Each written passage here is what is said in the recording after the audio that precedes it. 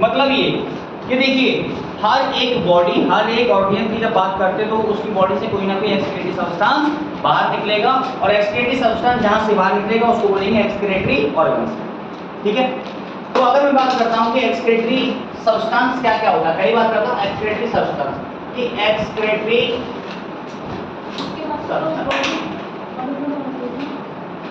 चलिए excretory substance, अगर मैं बात करता हूं एक्सक्रीटरी सब्सटेंस की, तो तीन तरह के यहाँ पर एक्सक्रीटरी और नाइट्रोजनस बेस्ड सब्सटेंस हो सकते हैं। इसी एक्सक्रीटरी सब्सटेंस को मैं नाइट्रोजनस बेस्ड सब्सटेंस बोल सकता हूँ।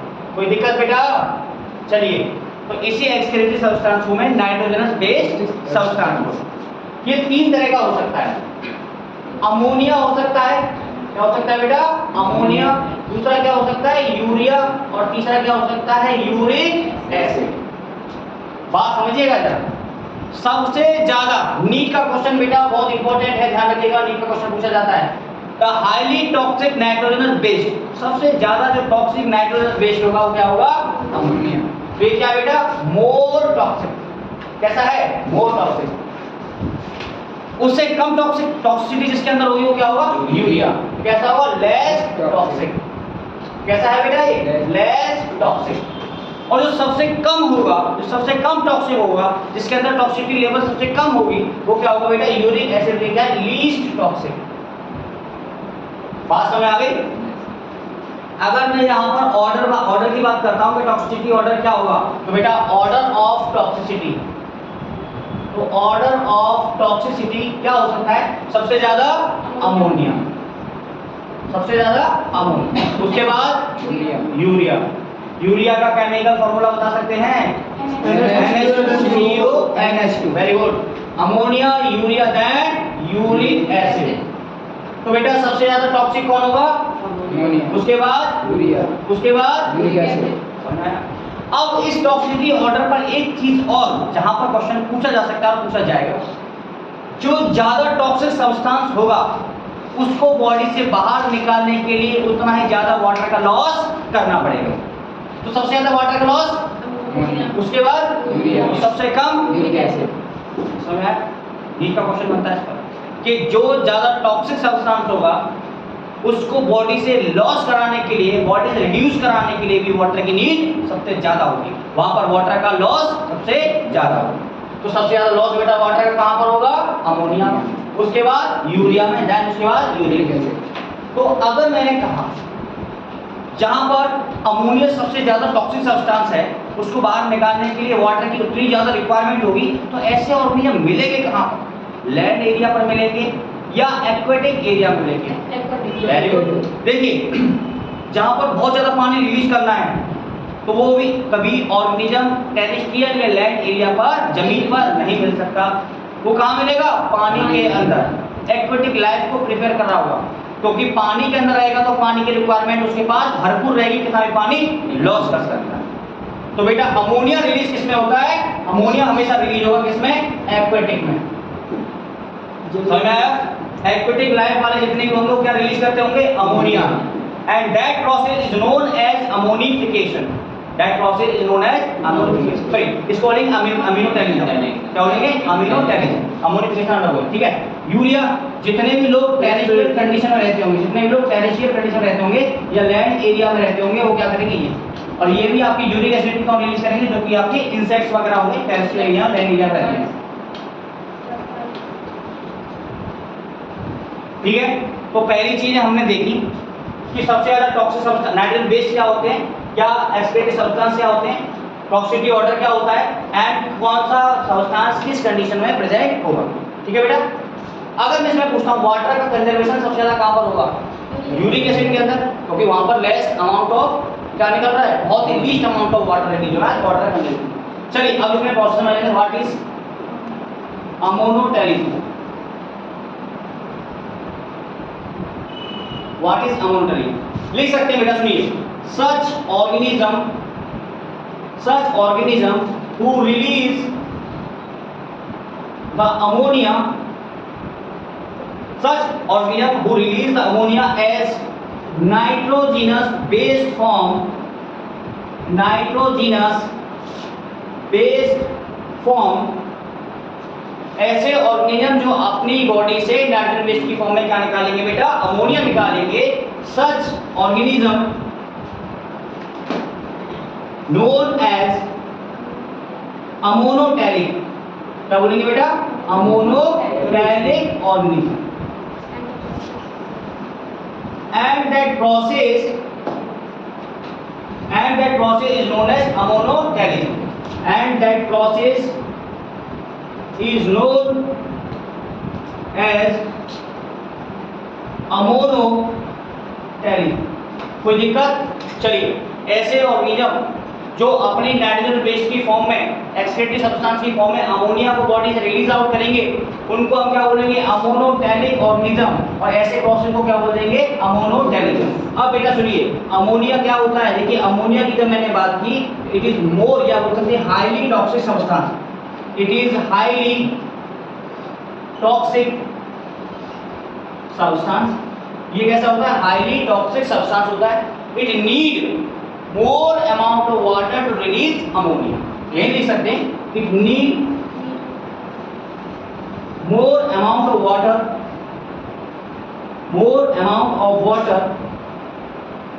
release to release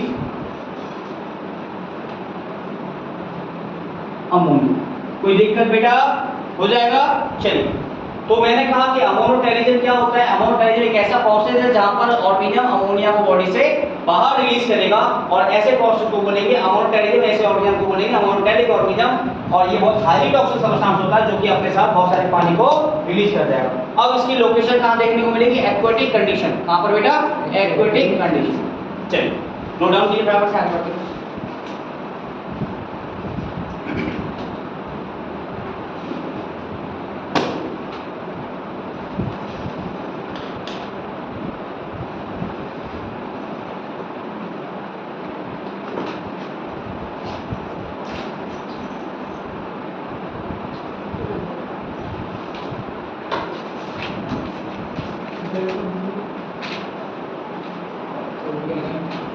and their elimination।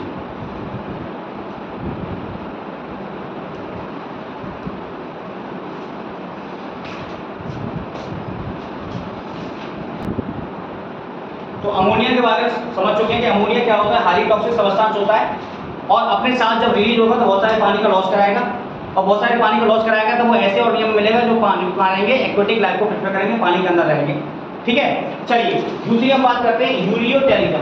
यूरियोटैलिज्म क्या हो गया, the organism who release urea as their nitrogen based form are known as ureotelic organism. ऐसे ऑर्गेनिज्म जो अपने नाइट्रोजन बेस्ड की फॉर्म में यूरिया का एक्सक्रीशन करेंगे, यूरिया को बाहर निकालेंगे, ऐसे ऑर्गेनिज्म को बोलेंगे ureotelic organism. And that process is known as ureotelism. Example क्या हो जाएंगे इसके, मैमल्स। तो मैमल्स में जो यूरिन निकलेगा वो कैसा निकलेगा, डाइल्यूट यूरिन निकलेगा, dilute urine. But in special cases, What in special cases that dilute urine can be आपका converted into concentrate। क्यों, जब पानी की कमी, ऑलरेडी बॉडी के अंदर पानी की कमी हो जाएगी, और पानी की कमी होने की वजह से एल्डोस्टेरोन और एडीएस का सिक्रीशन होगा, जिसकी वजह से क्या हो सकता है, ये डाइल्यूट यूरिन आपका कन्वर्ट हो जाएगा कॉन्सेंट्रेट। लेकिन अभी नॉर्मली केस में कैसा निकलता है, डाइल्यूट। ठीक है, चलिए टॉक्सिसिटी लेवल की बात करते हैं। यूरिया में, urea is less toxic substance, ammonia comparison come toxic है, लेकिन यूरिक एसिड की कंपैरिजन कभी ज्यादा है। दूसरा, need less amount of water. जब ये बॉडी से बाहर निकलेगा तो अमाउंट ऑफ वाटर कैसा कम आपका निकलेगा, less amount of water release होगा। दूसरा है यूरिकोटैलिज्म। जब बात यूरिकोटैलिज्म की करेंगे तो the organism who release uric acid as their nitrogenous base form. ऐसे ऑर्गेनिज्म जो अपनी नाइट्रोजन बेस फॉर्म में या एक्सक्रीटरी सब्सटेंस की फॉर्म में यूरिक एसिड का एक्सक्रीशन करेंगे, ऐसे ऑर्गेनिज्म को बोलेंगे यूरिकोटैलिक ऑर्गेनिज्म। क्या बोलेंगे, uricotelic organism. And that process is known as क्या बोलेंगे, यूरिकोटैलिज्म। ठीक है, इसमें क्या होगा, टॉक्सिसिटी लेवल क्या होगा, it is least toxic substance. और अगर सब्सटेंस कैसा लीस्ट टॉक्सिक है तो पानी का लॉस भी कम से कम, मतलब बिल्कुल मान लीजिए नेग्लिजिबल हो जाएगा। तो वहां पर पानी का जब नेग्लिजिबल हो जाएगा तो वाटर का कंजर्वेशन स्टार्ट हो जाएगा। वाटर कंजर्वेशन स्टार्ट हो जाएगा तो यूरिन कैसे निकलेगा, कॉन्सेंट्रेट यूरिन निकलेगा। इसका नीट में बहुत ज्यादा हिट क्वेश्चन है, कई बार पूछा गया है। उसके एग्जांपल्स हो जाएंगे वर्ड्स, रेप्टाइल्स एंड इंसेक्ट्स।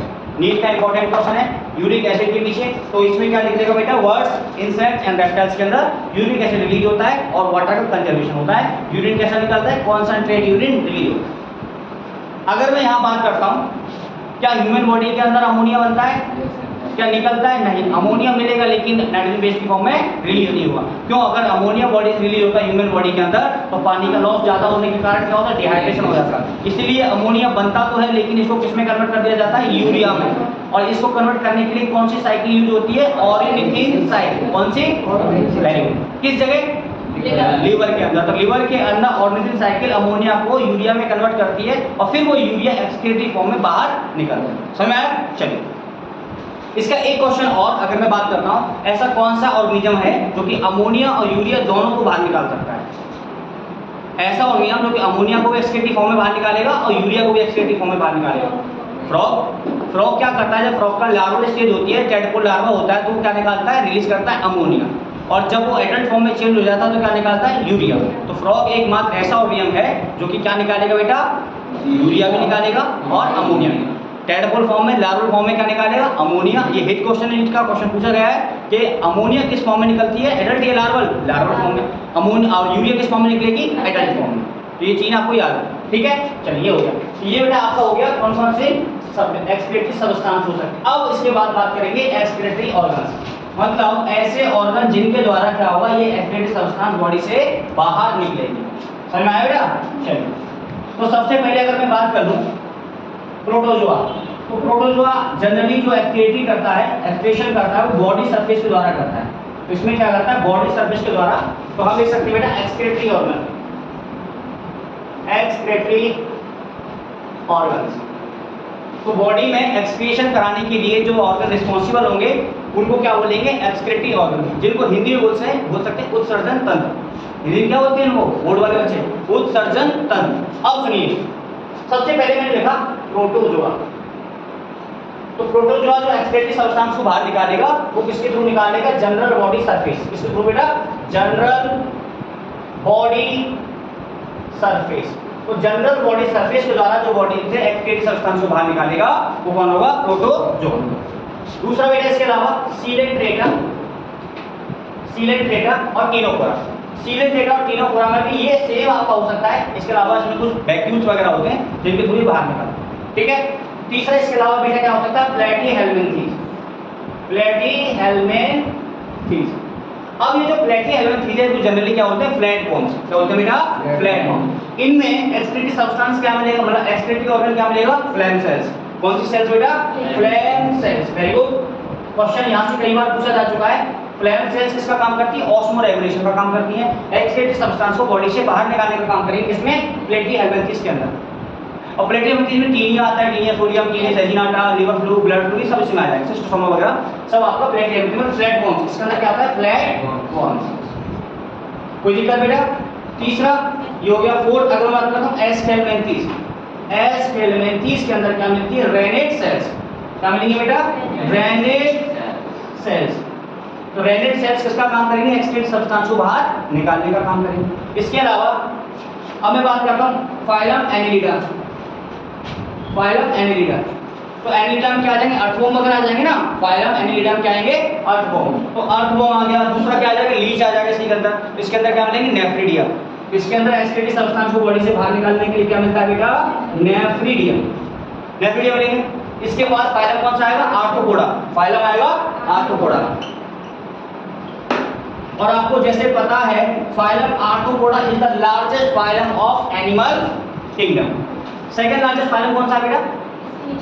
हाँ वेरी गुड। ये याद रखना, डी का क्वेश्चन बन सकता है इसमें। आप सोचते हो ना कि सर देखिए क्वेश्चन इतना बेसिक थोड़ी आएगा। बेटा क्वेश्चन इतना बेसिक आ सकता है तो आपसे ये पूछ सकता है कि जेनेटिक्स में फादर ऑफ जेनेटिक्स कौन है? मेंडल साहब। और उन्होंने किस प्लांट के ऊपर काम किया? उसका साइंटिफिक नेम क्या है? Pisum sativa. जब ये क्वेश्चन पूछ सकता है ये तो तभी बहुत ठीक क्वेश्चन हो गया। तो आपका क्या है? The largest phylum of animal kingdom क्या है? Arthropoda. And the second largest animal आपका फाइलम कौन सा है? मोलस्का। तो आर्थ्रोपोडा में क्या मिलेंगे बेटा? मेलफिजियन ड्यूलिस, मेलफिजियन। बात समझ आई बेटा? मेलफिजियन ड्यूलिस। अगर मैं बात करता हूं मैमल्स की, अगर मैं बात करता हूं मैमल्स की, तो मैमल्स के अंदर जो एक्सक्रीटरी ऑर्गन होगा, जो एक्सक्रीटरी उत्सर्जन तंत्र होगा वो क्या होगा बेटा? किडनी। क्या होगी बेटी? किडनी होगा। चलिए किडनी होगा। बर्ड्स मैमल्स में सब में, बर्ड्स में मैमल्स में आप देख सकते हो, बर्ड्स में इसमें बर्ड्स में भी किडनी होंगी, रेप्टाइल्स में भी किडनी होंगी एंड फ्रॉग में भी किडनी होगी। तो सब में क्या होगा? किडनी। अब इसके ऊपर जितने भी आएंगे सब में कर लेगा किडनी आपका एक्सक्रीटरी ऑर्गन प्रेजेंट होगा। आप लिख लीजिए।